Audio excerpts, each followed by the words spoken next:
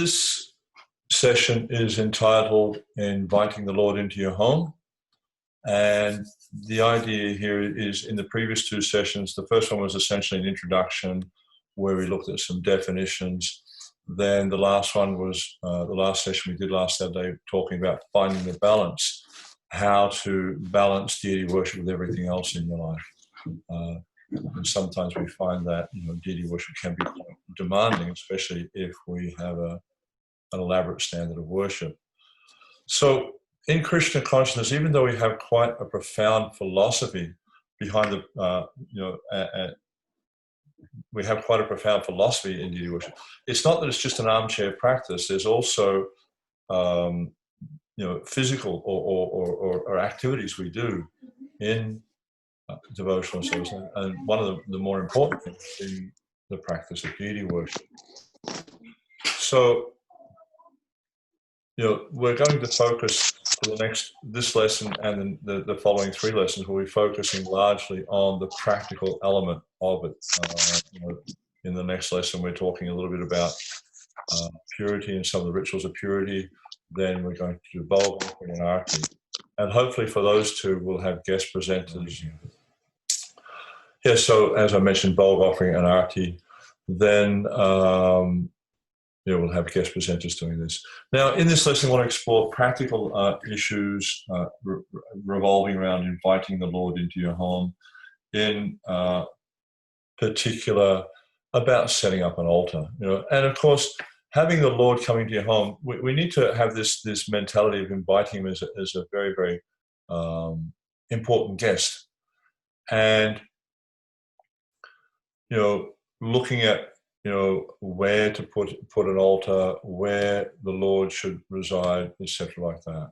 So we're going to look at all these types of things. Yeah? Then look at some practical aspects, do's and don'ts. Who should be on the altar? Do the deities need to be installed? Who can do the worship? Etc., like that. All right. So let us begin. Now we're going to cover a little bit here on some elements we have done previously. There we go. So first thing is, why are we going to do the worship at home? Again, we had a discussion in the first class about the benefits. So this is similar. So the first thing we'll look at, is there a need for doing worship at home? Now, we can look at some of the practical realities of this, the practical needs. Particularly, I just want to recap a few. Obviously, there's the one of offering food, and you may not even have like a big formal altar. It may be very simple, which we'll discuss later on. Let's see. I think I can hear the pinging of more devotees wanting to get in. Let me just stop the screen share for a second. Okay, great. There's 3 devotees there. Because when I do the screen share, I lose the participant thing. So I'm not sure of another way around that. Yeah. Okay. Okay. So I don't know what. Anyway, I hope that Rampi Jai. Because it's pointless me talking to Balaram Priya. All right. So I'll just go back to the screen share.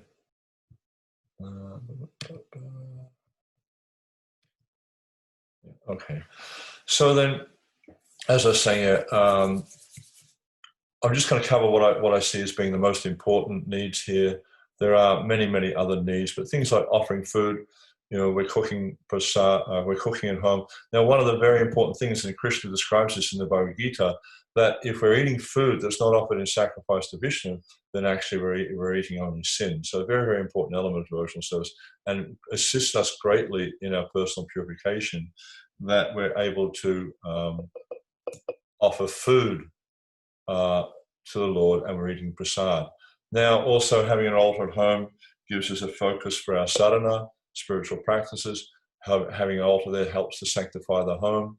And if you don't live near a temple and it's too far away to go daily, then this is a very, very important thing to have also. Helps us to remind us of Krishna. Also, gives the japa, your japa or meditation a focus. It helps us develop spiritual qualities. And of course, for individual spiritual advancement. Now, okay, so we're covering the positive reasons why have an altar, but also there are reasons why people might object to having an altar. Now, I've got quite a lot of different reasons here, but I'm only going to highlight again a few of them, what I feel to be the more important ones.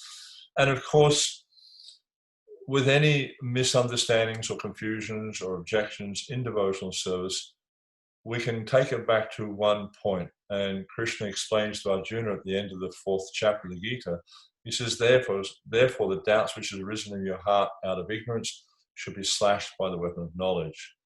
So with any of these objections, we can easily overcome them just by a little bit of knowledge. Now, one objection that may come up is, well, if I have a home worship, it's going to interfere with my attending the temple program. This is a very important point, and Srila Prabhupada made it quite clear that the home worship should not interfere with temple worship. If it does interfere, then it's better maybe look at a simpler standard, or maybe not even having worship, particularly with deities at home. Another point was, if I have an altar, I will have to maintain a difficult standard, and that's beyond me. Again, we discussed this a bit in the previous class, that the idea is to have a standard of worship that is possible for you to maintain. Not that you should have complicated worship and then it just becomes too much to maintain. And, Srila Prabhupada, he generally would encourage devotees to have what he called a Guru Garanga altar at home, which basically means pictures of the spiritual masters, and, the Guru Parampara from your Guru through to Jagannath Das Babaji or Bhaktivinoda Thakur, and then also Lord Chaitanya on his own, Lord Chaitanya or Lord Nityananda, or the Panchatattva. Just keep it very, very simple.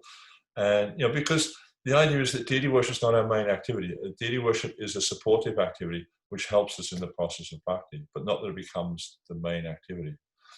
Another objection people sometimes raise is an altar would not fit in my small home, apartment, flat, whatever it is they have.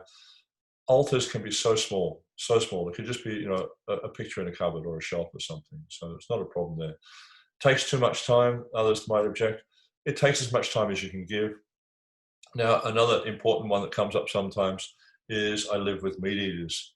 Then Prabhupada, he was very clear on that. He said that you shouldn't have deities at home if meat is eaten there. Actually, he generally discouraged devotees from living in an environment where meat was eaten because it's very, very difficult. It's a very contaminating environment. Okay, so that's just a few objections. Of course, there are many, many other objections that are there, and we can deal with them later.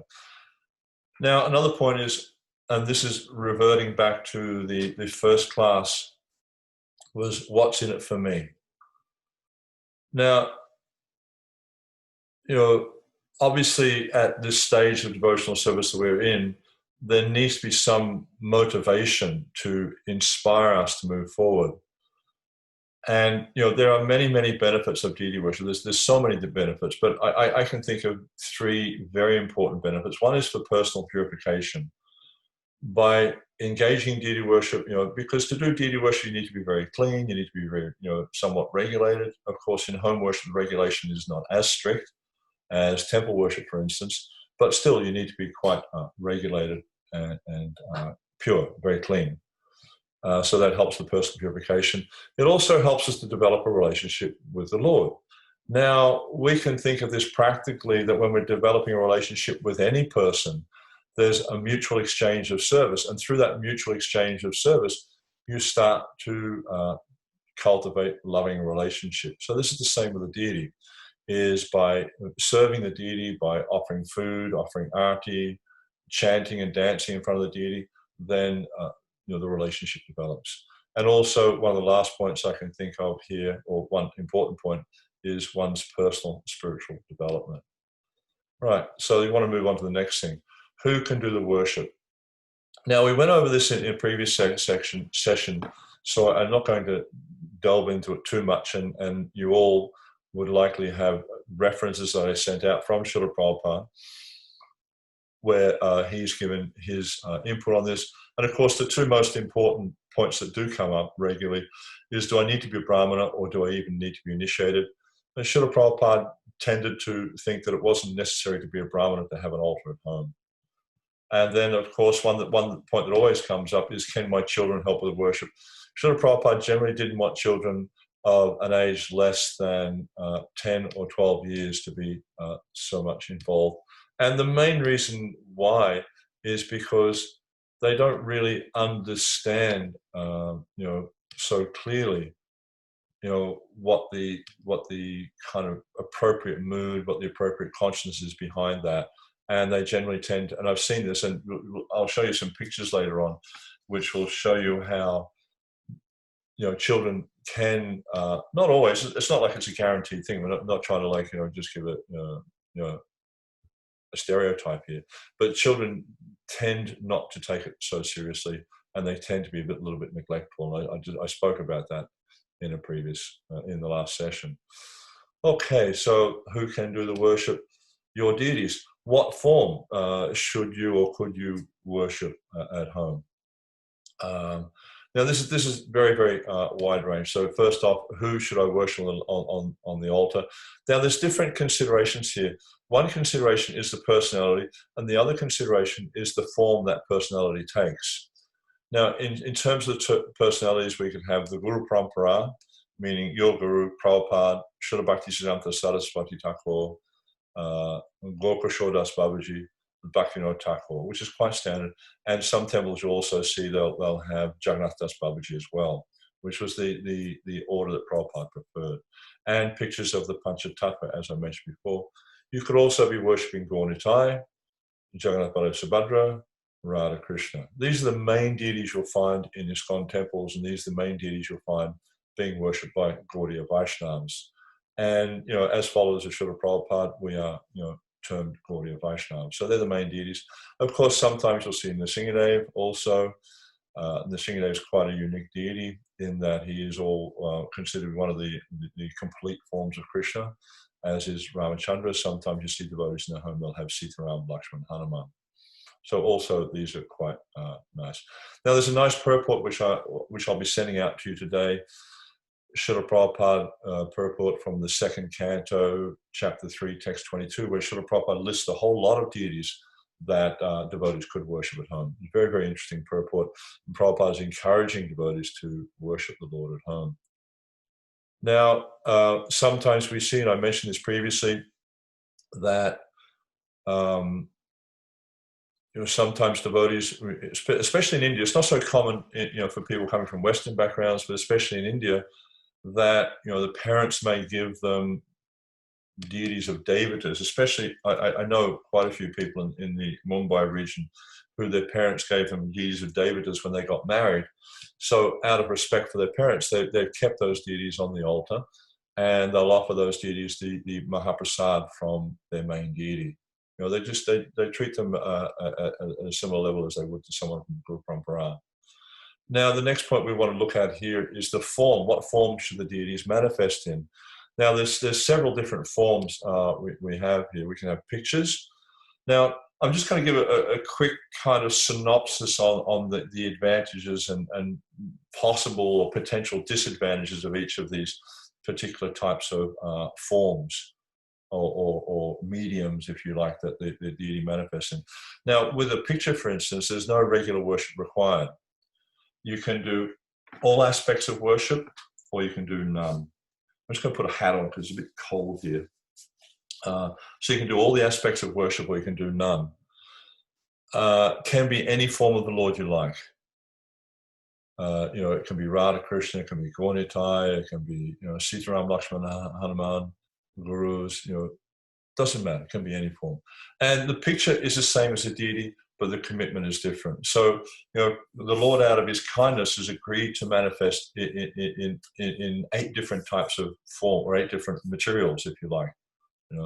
And so the picture or the painting is one of those materials. So that's kind of quite nice. Brass.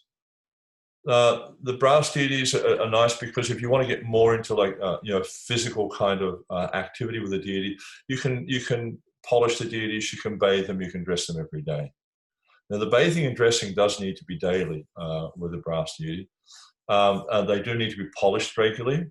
which usually a weekly or fortnightly is good. Now, another nice feature of the brass deity, especially if you're not very, some people are very delicate, some people are not so delicate, is they're quite strong, they're very robust. One downside of brass deities, is they are quite heavy, especially as, up to about, I guess, 10 or 12 inches, you're probably estimating the deity would weigh 10 to 12 kgs each if they're solid. If they weigh less than that, you can be almost sure they're hollow. And generally, we don't worship hollow deities. If the deities are bigger, like, for instance, the deities in Mayapur, the deities of the Panchatattva, the small brass deities, the Panchatattva on the main altar in Mayapur, probably weigh 40 to 50 kgs. So you can see they're quite heavy. So probably not deities you're going to travel with, deities like that. Of course, you can have smaller brass deities. You can have 6-inch brass deities. Problem with those deities is they are very light, but it's easy to knock them over if you're not careful. So there are certain downside to that. Then, of course, we have marble deities. Marble deities, they can be dressed. They're very, very, very beautiful. Very beautiful. Some of these artisans in Jaipur, they carve very, very beautiful marble deities. Yet they do have, they're delicate, especially the smaller deities, like you'll have deities of the size of the deities in Sydney or in Adelaide or in Abentur in Germany. Very, very small deities. They have to be quite careful with their fingers, their wrists, things like that, because they can break very easily. Yeah. Also to purchase marble deities, they can be quite expensive, especially these days. They're getting more and more expensive. I heard recently, about 2 years ago, someone purchased 4-foot marble deity, Radha Krishna deities in Jaipur, cost $5,000 US. So it gives you an idea of how much. Then we have other types of deities. Quickly go over them. There's bas-relief deities. These are quite nice. There's a few temples in the UK which have bas-relief deities of the Panchatattva. Nrsimha in Mayapur is also a bas-relief deity. Quite common, you'll see these deities in South India. Also, Nathaji in Natwa is also a bas-relief deity. And they have all the benefits you'll have with other deities. You can dress them a little bit awkward sometimes, the bas-relief deity, because they've usually got behind the deity is like a stone. I don't know what you call it, but it's sort of flat stone which the deity is carved out of. And so it's a bit hard to put clothes on and things sometimes unless they've got holes where you can tie through. But also, often they look very, very beautiful. And being that they're made from stone, generally not marble, they'll use black stone. I'm not sure what sort of stone it is, but they call it black stone. Very, very durable. Deities, sometimes you see it's becoming quite common from China now. They have these resin deities or deities made out of porcelain. Generally, we don't worship forms like that because they're hollow. It's better if the deity is solid. Fiberglass resin deities, sometimes that they're worshipped. Again, they also have their shortcomings because they can become a little bit flexible after a while, and they start to sag. Painting, same thing as a picture. Now, as I mentioned before, there's 8 elements deities can be made from stone, from wood, from metal, from earth, paint, sand, the mind. Sometimes the deities also worship the mind, but this is considered usually a form for a very, very advanced devotee, because when you worship the deity in the mind, you need to be able to focus and not get distracted. So generally, this is a worship that's more associated with advanced sannyasis. Also, the deity can be made of jewels. I have seen deities made of jewels. It's quite uncommon. There is one deity that many of you may have seen in, what's the place called? Nrsimha. No, not Nrsimha, sorry, I'm wrong. Harihara Chetra. There's a deity there who's a form of Lord Vishnu and Lord Shiva in one form, and he's made of a semi-precious stone, quite large. He's probably about 2 foot tall, very heavy, and he's made of a semi-precious stone. Now, in all these different forms, Jiva Goswami, he explains that, especially these forms we're talking about here, we have earth, sand. These are temporary forms. Like sometimes you'll see if you go to Vrindavan or Mayapur or Puri, you might see someone making a deity out of sand, where they'll draw sometimes they mound them up like a little pyramid, round pyramid, or sometimes they'll just like draw a yantra and put the name of the deity, and they'll worship that deity for a short period of time, and then when the ocean comes, it just washes it away. So they do it between the high and the low tide mark. And generally people worship these types of deities for some kind of material benefit. But this is not the mood of a devotee. You'll also see quite common in West Bengal is when Durga Puja or Kali Puja or whatever, Lakshmi Puja comes around, they make those large clay forms. Or for those of you who've been to Mumbai, they have a Hanuman festival there. And same kind of idea. They make these large temporary forms, but their motive is simply to achieve material benediction. They make the form, they do the worship, and they pray. Give me this, give me that. So that's their motive. But a devotee doesn't worship the Lord for those motives. The devotee only worships the Lord simply to please Him, simply to achieve pure devotional service, and therefore the devotee establishes deities permanently. Okay, so next point. So where do we do the worship? Now, of course, there's so many different aspects to this, and you can do the worship in so many different places, but ultimately that place is called an altar. It can be an elevated place or a structure, like a mound or a platform. If you look back historically with some of the ancient English traditions or Roman traditions and things like that, oftentimes the place where they do their worship is just a raised platform made of earth or stone or something like that. But there's so many different manifestations an altar can take, and it's a place where religious rites are performed or which sacrifices are offered to gods, ancestors, etc. So this is just a straightforward dictionary definition. Then we look here. Okay, what does an altar look like? Now, there's so many things we could explore here, like how high is it, and this also could have different causes for its height. Like I remember years ago, I was visiting some friends, and they had their altar was about 5 foot up the wall. The reason being is they had small children, and the children would just grab everything, and the altar was actually bolted onto the wall, didn't have any legs or anything like that. So we know that children, when they're 2-3 years old, they just want to grab everything and to try and understand and experience things. So they put the altar up the wall. Now, if we go to Jagannath Puri again, we'll see the temple of Tota Gopinath is that the deity is quite close to the ground, and the reason for that is that Vedadhar Pandit, who was worshipping Tota Gopinath when he got older, he had osteoporosis, therefore he couldn't straighten up properly, so it was quite low. So, depending on your individual circumstance, the altar is going to have so many different features. Yeah? Now, what's it made from? You'll see in the PowerPoint that's coming up is that you can see it's actually made from so many different things.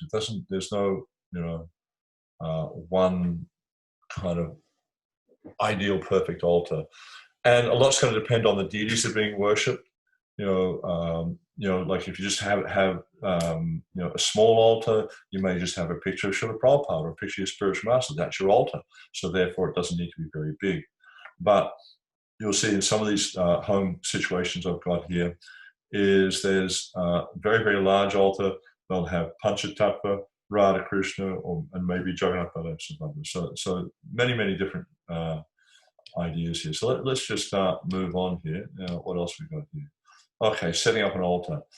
Design criteria. There's a document I'm going to send you out also, which will discuss these things a little bit, which is really is looking at your circumstance. The point I'm trying to make here is there's no one set formula for an altar. You need to look at your circumstances. You need to look at the resources you've got. Do you have children in the house? Are they older children? Are they young children? What's the situation? What do you need? Again, what deities do you have? You just have a simple picture altar, where you don't really, have many deities, or do you have much more elaborate environment? And then, of course, also your financial resources as well. You know, some devotees, I've been to their homes, they have beautiful, elaborate marble altars. Then other devotees, they just use whatever furniture is available. It might be a shelf on a wall. It might be so many things. You know, so it really depends on you know, your resources, your needs. Okay. Now, and this is another important point, which I always like to encourage devotees, and I'll give you an example of this at the end of the slideshow, is to look for a good location for the deities so that they're getting, you know, a nice location. And a big part of the idea here is that it's kind of, you know, setting up the altar in such a place that it enhances your spiritual evolution. You don't want to just like stick it off in a cupboard in a corner, and that you don't interact with the deities on the altar in any way. No, the idea is to assist us in our devotional development, and it helps us to focus our mind more and more on the lotus feet of the Lord. So in some ways, it's good if it's in the central location in the house. And so we've discussed these points before. All right, so let's go through this quickly. Altars come in all shapes and sizes, as you can see here. We'll just go into it more quickly, more detail, not quickly. Let's have a look here. So we've got a small altar here. You can see this is someone's bedroom. Now this is the desk where they do their reading, etc. during the day. Very, very, it's like neat and tidy. It's compact. You can see, and if you're able to look closely at this picture, you can see there's a lot of detail here in this altar. There's Jagannath Balasadubhadra, there's 6 Goswamis, there's Srila Prabhupada, there's Nrsimha, there's Radha Madhava from previously Ireland, now in Leicester. There's Gaunitai.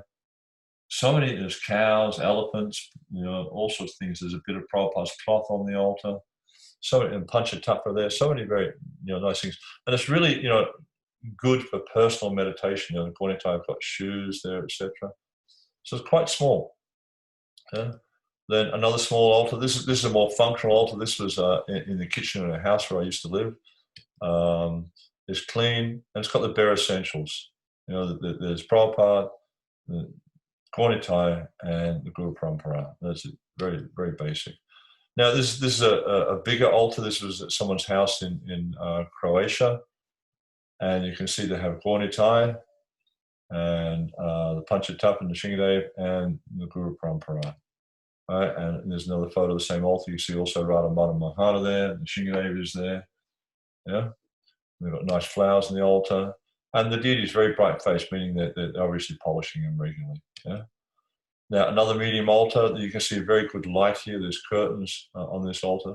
There's a temple in a home in Mumbai, and these are actually marble deities. You know, and you can see the nice little detail with the shoes there. Yeah. So no. Now this is a bigger altar. This is a friend's altar down in the south of Australia, and you can see they have Gaunitai as their main deities. They've got Jagannath Subhadra and a cast of many Ladu Gopal deities there.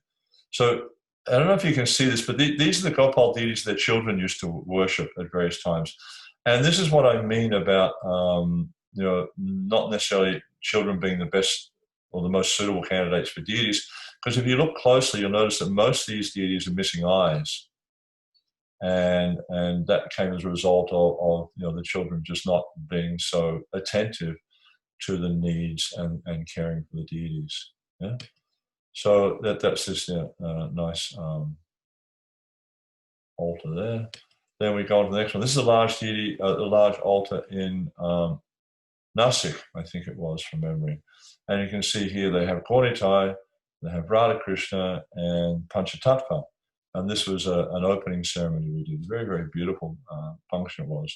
And you can see that all the bhoga, the big Maha bhoga offering that was done there. And these are the deities before they were installed. And this one here is also an altar in Mumbai. Very, very nice, large. You can see it's a marble altar. And this one is right at the entrance to the devotee's house. And so anyone who comes into the house will see the deities. Yeah. What else we've got? Okay. So this is something else I want to show you. This is a place I used to live in a few years ago, maybe 10 years back. So you can see here down the bottom, you see those two blue things there, the windows to the bedrooms. Then immediately above that on the right-hand side is the kitchen. On the left-hand side is the bathroom, laundry in the middle. And at the top, blue line, again is a kitchen, and that's the lounge room. Now, this just gives you an idea of the reasoning we had when we placed our altar. So we put our chairs like this, and the kitchen table's the brown thing over there, sitting chairs, and we put the altar there. So it means, we could sit on the couch, my wife and I could sit at the couch chanting japa or whatever and be focusing on the Lord. But then also outside that window, there's a whole lot of greenery. So the deities could have a nice view, not just, looking at a wall or inside a cupboard or something like that. So then another point that would come up is okay, you have an altar. How do I install deities in a home? Or do I need to install deities? Actually, there's no installation required. Generally, what we recommend is that devotees have a ceremony where they will invite local devotees, visiting sadhu, or some devotees at least, have a kirtan at home, and possibly prasad distribution. That would be the very minimum I'd recommend. If you had devotees who are more capable or knew how to do it, you could possibly have a bathing ceremony or an abhishek for the deities. But the idea is you don't need to make it too elaborate. Just keep it quite simple, so that it's easy to do and to maintain. Okay, I think that's basically about all I had to cover today. So we'll stop the share and just wondering if there's any questions at all.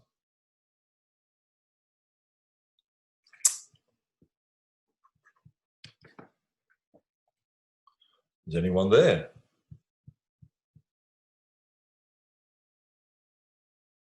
Hare Krishna, Dr. Nayanung, Daiong, Nayaung, Hare Krishna. All right, so let's see, questions.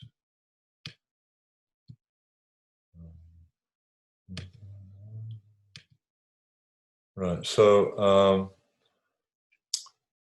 are there any scriptural references to the type of materials that are allowed to be used for making deities? Yes, as I mentioned, I quoted that verse from the 11th canto, where it's describing the 8 different materials that you can use for making a deity. And I'll just give you the reference for that. I'll scan back through this document here and see if I can quickly find you the reference. Yeah, it's from 11th canto, the Srimad Bhagavatam, chapter 27, verse 12.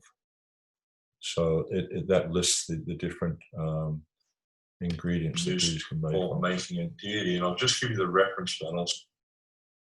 Yeah. And question 2. In the Uddhava Gita, hang on a second. In the Uddhava Gita, the Lord mentions that only second initiated are allowed to carry out Radha Krishna deity worship, what is generally advised by the deity worship ministry. In the home, yes, that's the fact. In the home, only Brahmins would worship deities. But, excuse me. In the temple, it's recommended that only Brahmins would worship deities, and this is any deity.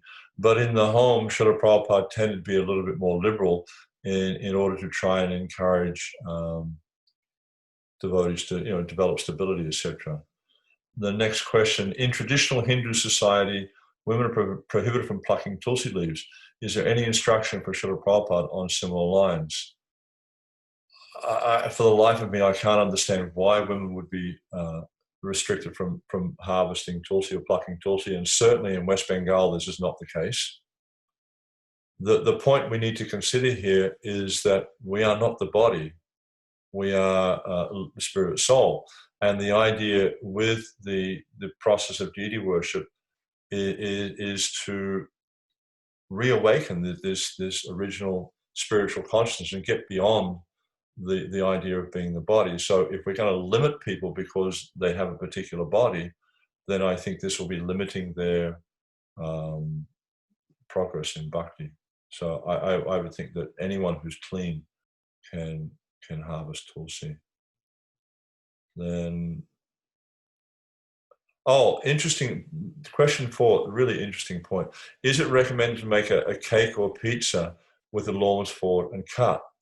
I don't have a reference from scripture, but one time devotees made cookies for Srila Prabhupada in the shape of a cow. And they gave him the cookies. Oh, I cannot eat the cow. So I would say the same applies to the deity or a form of Krishna or anything like that. Is no, we can't do that. Yeah? Because there is a symbolism, there's an association there, so we don't want to do things like that. Then what direction do the deities face? I mean, ideally east, but any direction's okay, especially with Radha Krishna deities. Any direction's okay. Where do we keep the altar in our home? Is it northeast? According to Vastu, that's the best place, but not always that we have the capacity to do that. If your entrance door's in the northeast, I mean, how are you going to put the? You just have to be practical for your situation. Process of worshipping shalagrams. If you can write me in a separate email, I will forward that to you. My email, I'll just tap in my email address here so you have it.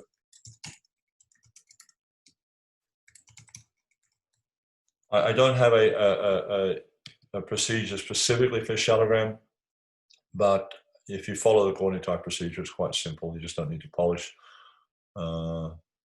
If you had Gaunitai and shalagram, there's different ways you would look at that.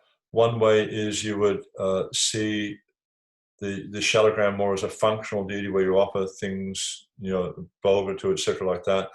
But more commonly is you would offer to the shalagram as the main deity. Yeah? How to serve Prabhupada brass deity? Dress him daily, polish him regularly. Any difference in tattva and system of worship? I'm not sure what that question means. And yes, it's fine to keep Prabhupada at home.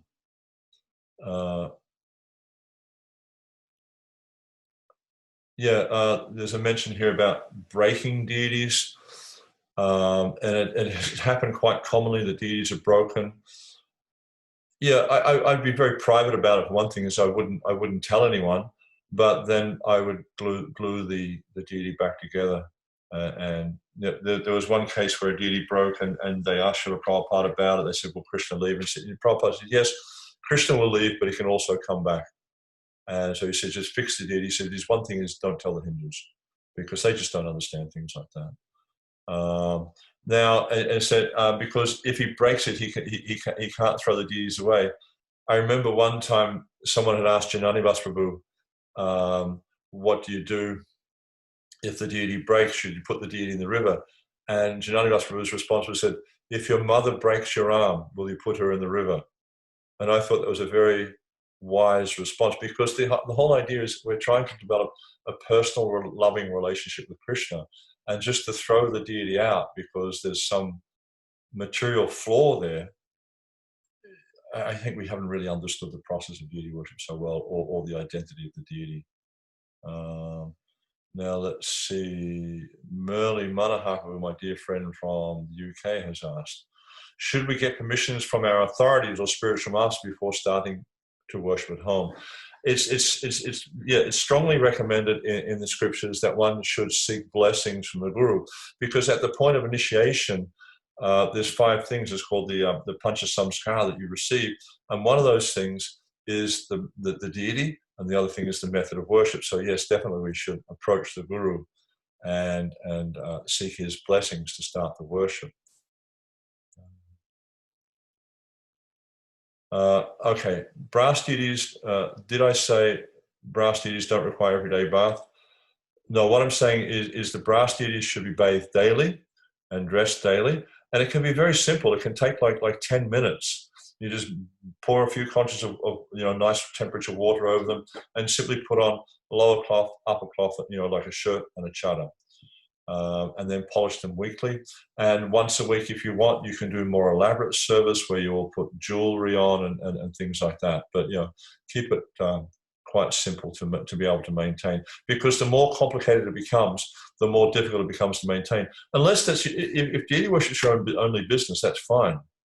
But if you want to do deity worship along with all the other activities in your daily life, then better to keep it quite simple.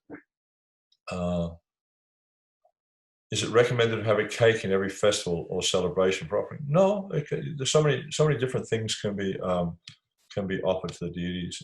It doesn't have to be the same all the time. It can be,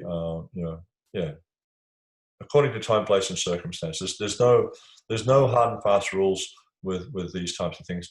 And even like, I know, like sometimes Prabhupada did give clear guidelines on things he wanted offered to the deities. Like one time in Los Angeles, they started to make different types of sweets. And Srila Prabhupada, he didn't like that. He said they should offer the standard sweets that he's shown them, burfi, laddu, things like that. So yeah, but in terms of like the menu, especially for festivals, like some festivals, they're going to have specific things they'll offer on the festival. I can think of one which is quite common in ISKCON, is this preparation called Baruni juice, which they offer every Balaram Purnim. Or it used to be quite common in ISKCON that on Radharani's appearance day, Radhastami, they would offer these kachoris called Radha Ballabha kachoris, because Radharani is very fond of those. Some places they'll offer plum chutney on Radhastami. So you'll find that in different temples they have different policies or different practices, but it's not necessary that you have to follow that at home. You just do whatever you can practically do. Yeah. So is it necessary to be a Brahmin initiated to do Seva at a temple, and why?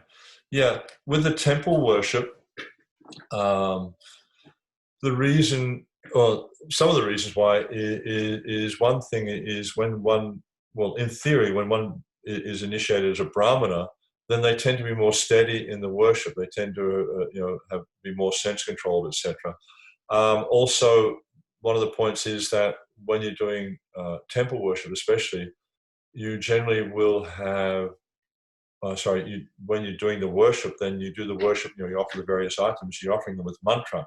And this is defined by Rupa Goswami as a definition of deity worship, is to be offering items with mantra.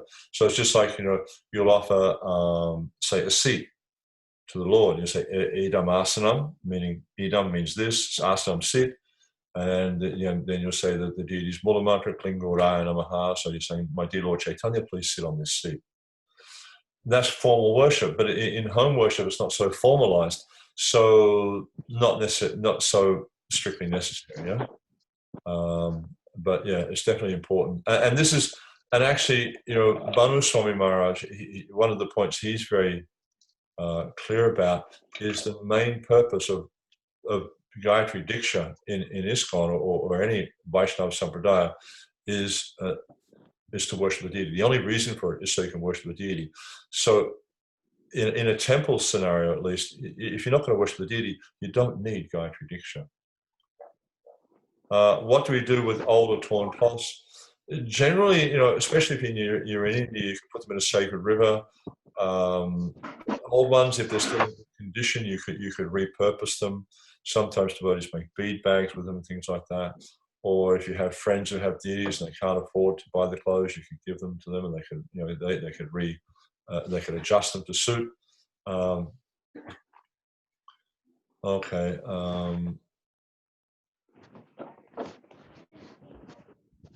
This is a bit interesting. I'm worshipping Laddu Gopal deity at home, and I am now gifted with another solid silver Laddu Gopal by my family member on my birthday. I don't want to replace the Gopal deity who I am worshipping since the last 3 years by their mercy. What's the best way not to offend the gifted deity, and what logical reasons should I give to the family members?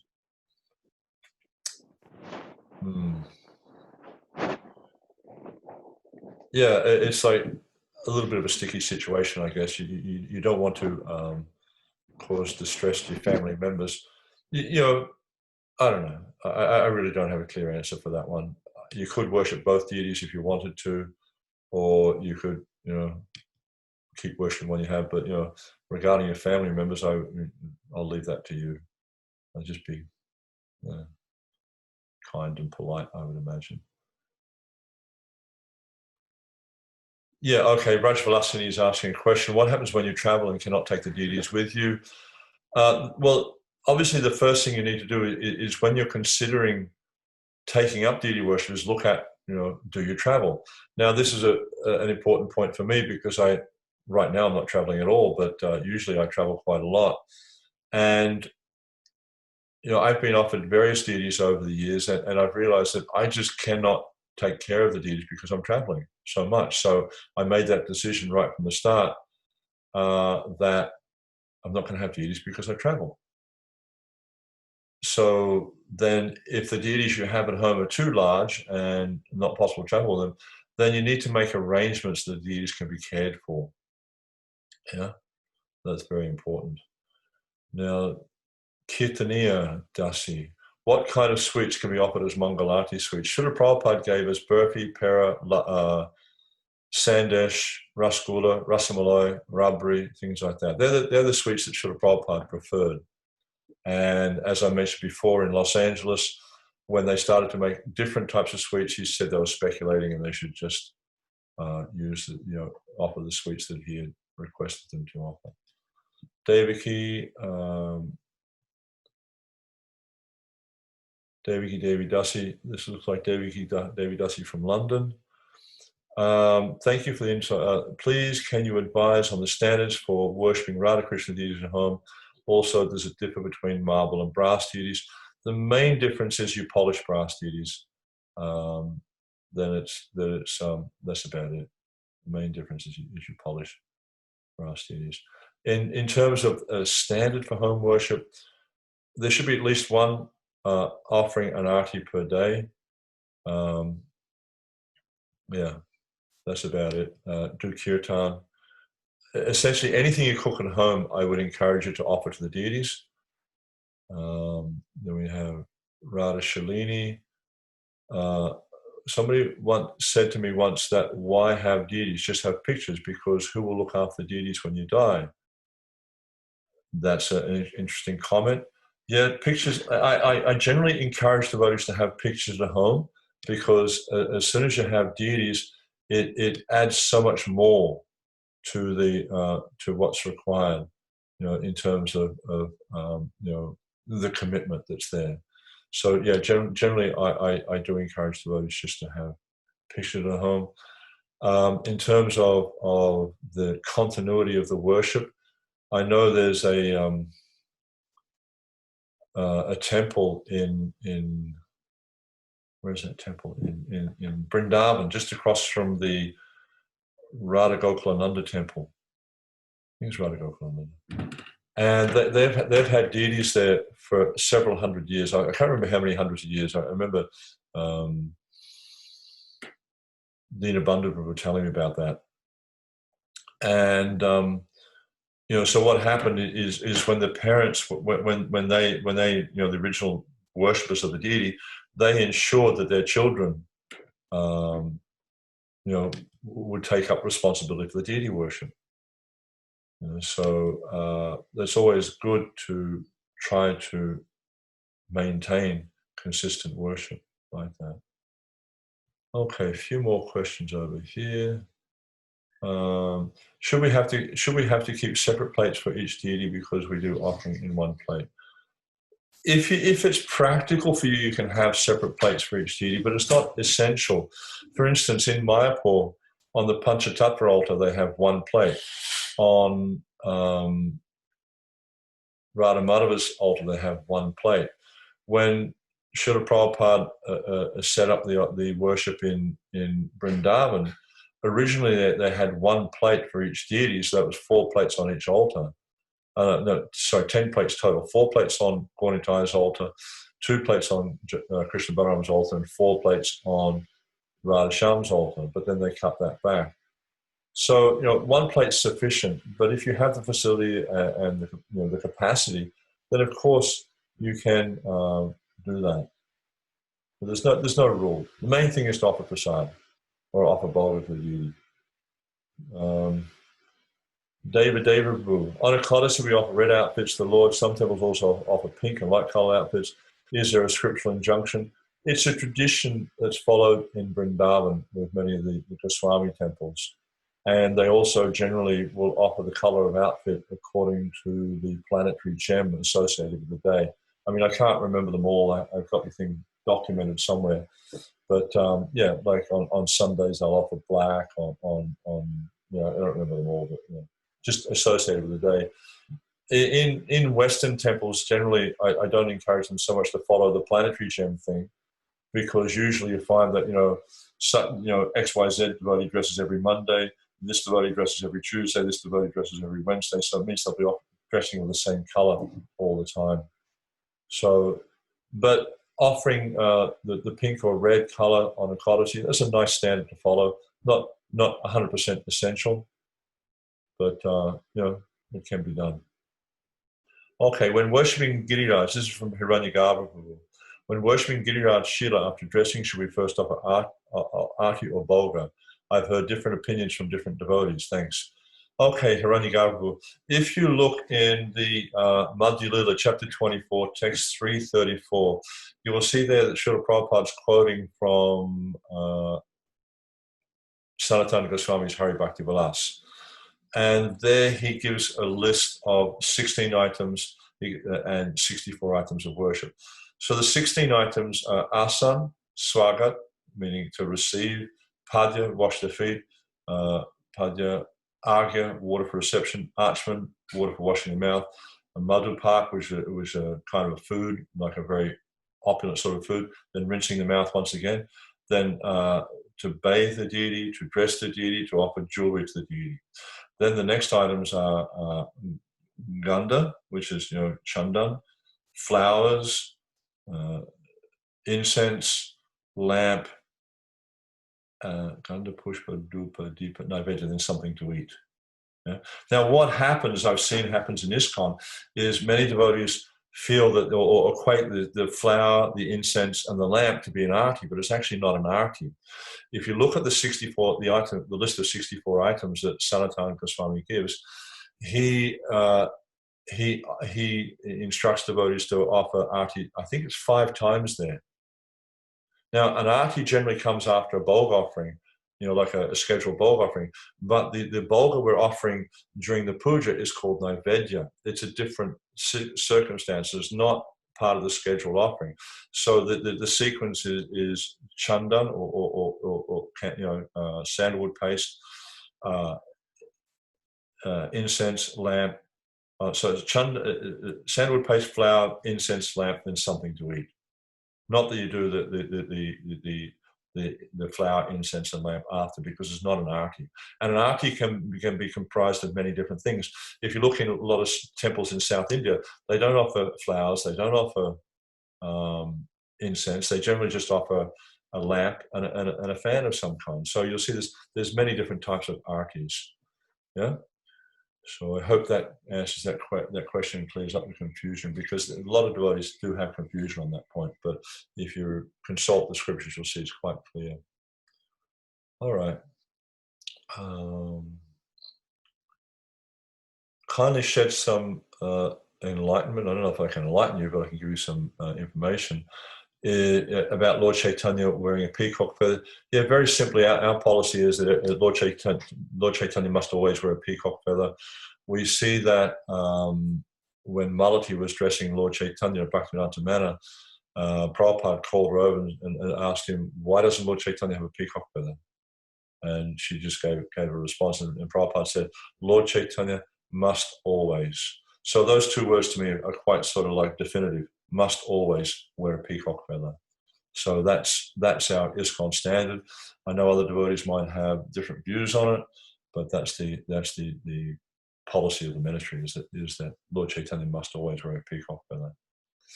Is there any guide? This is from Sri Keshri. Is there any guide I can find what are prayers I should do, morning arti and evening arti? Generally in the morning we do Gurvastika by Srila Vishwanath Chakravarti Thakur. There's Samsaradava, Nalalita Loka. So we do that in the mornings, and generally in the evening, especially around the sunset, we would chant the Gaur Arti song, Kiba Jaya Jaya Gaura Chandra, which is kind of nice because that song actually is describing Lord Brahma and all the devatas offering an arti to Lord Chaitanya. So it's quite nice, that one. Any procedure recommended for Srila Prabhupada during eclipse? Yeah, Srila Prabhupada apparently told Dhananjaya that the temple should always stay open. So you might close the curtains, so close the doors so people outside don't see, but the worship shouldn't stop. So we tend not to follow eclipses in here. This is an interesting question from Gopalacharya. Haribol Gopalacharya. Can Nityananda Prabhu wear a peacock feather? Yes. Even Radharani can wear a peacock feather. Even you can wear a peacock feather if you like. Doesn't make you Krishna though. Prabhupada was asked by Narottam, who was previously the head pujari in Mumbai. He was previously the cook in Vrindavan when the temple opened, and then when they opened the Mumbai temple, they moved him down there to the Juhu temple. He was the head pujari, and he asked Prabhupada if Radharani could wear a peacock feather, and he said yes, sometimes. So Nityananda can sometimes wear a peacock feather, and if you look up the definition, sometimes it means not always. So it could be like if 6 days a week Lord Nityananda wears a peacock feather, that's sometimes. Worship with Shalagram Shila, worship with Purusha Shukta. In the temple, we generally encourage that the Shalagrams worship with Purusha Shukta. At home, I would encourage you just to keep it simple. Okay, there's still a few more questions, but I think what I'll do is I'll wind up there because I like to try and stay pretty punctual with this call. And looking forward to serving you all next week. I just uploaded the first one to Jayananda in the US, and he's going to post it on YouTube, the first session on YouTube. All these sessions will in due course be available on YouTube, on the ISKCON Deity Worship Ministry YouTube channel. You can download them, you can do whatever you want with them, but yeah, you're free to have a look. And of course, they're here on Facebook. Okay, thank you very much, and thank you for participating in the call and listening. And yeah, looking forward to seeing you or hearing from you and serving you all next week. Hare Krishna. Prabhupada ki jai.